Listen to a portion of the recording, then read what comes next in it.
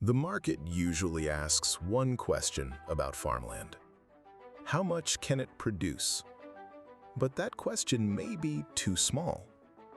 Because some land is not valuable because of what it can extract from the soil. It is valuable because of what it can make people feel. For most of modern history, land has been judged by productivity. How much can it grow? How much can it graze? How much can it produce? And if the answer is not much, the market discounts it. Poor soil, low fertility, too sloped, too remote, too dry, too awkward, too difficult for industrial agriculture. So the land gets ignored. But there is a hidden assumption inside that judgment. It assumes the land is only valuable if it competes as a commodity farm. And commodity farming is one of the hardest games in the world. You compete on scale.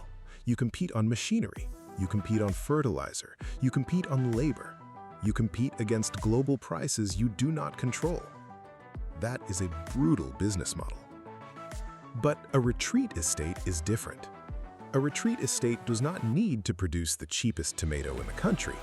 It needs to produce a tomato with a story, a breakfast with a view, a honey tasting under the trees, a mushroom dinner after a farm tour, a trail walk, a fire pit, a villa, a place where people feel something. This is why poor farmland can still be great retreat land, because guests do not experience land the way a commodity trader does. They experience beauty, silence, space, fresh food, animals, flowers, stars, community, a sense of escape, a sense of grounding. And that changes the economics. A jar of honey is a product, but a honey tasting on a beautiful estate is an experience. Eggs are cheap, but farm eggs served at sunrise after a night in a villa are part of hospitality. Mushrooms are food, but mushrooms harvested by guests before dinner become a memory. The land does not need to be perfect. It needs to be useful, beautiful, and improvable. This is the idea behind Base 2. We look for land the market may be evaluating through only one lens, agricultural yield. But we ask a different question. Can this land become a productive place? Can it support food systems? Can it host people? Can it become a retreat? Can it stack uses? Can it become more valuable through design, not just speculation? Because the goal is not to beat industrial agriculture.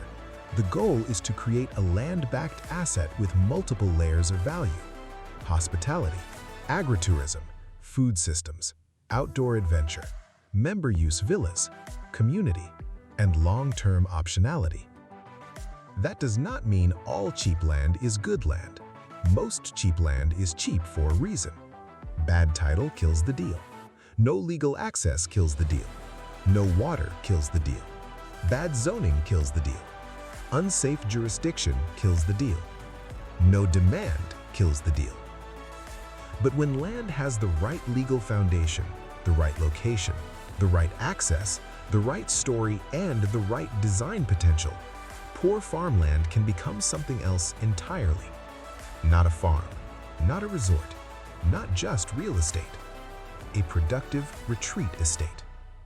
And that may be one of the most interesting land arbitrage opportunities in the world. So maybe the real question is not whether poor farmland can become productive.